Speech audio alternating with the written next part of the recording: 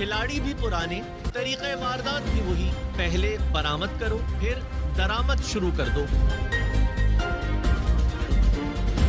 जनवरी में क्रशिंग के दौरान चीनी का पुराना 1 मिलियन टन जखीरा मौजूद था। 7.3 मिलियन टन पैदावार हुई। हमेशा की तरह शुगर माफिया राग अलापने लगी। चीनी बरामद करने की इजाजत देने का मुतालबा करने लगी। शहबाज हुकूमत में ECC ने 32,000 मैट्रिक टन चीनी बरामद करने की इजाजत दे दी। स्मगलर्स की चांदी हुई, कीमत कंट्रोल से बाहर हुई। 163 रुपए बिक रही है।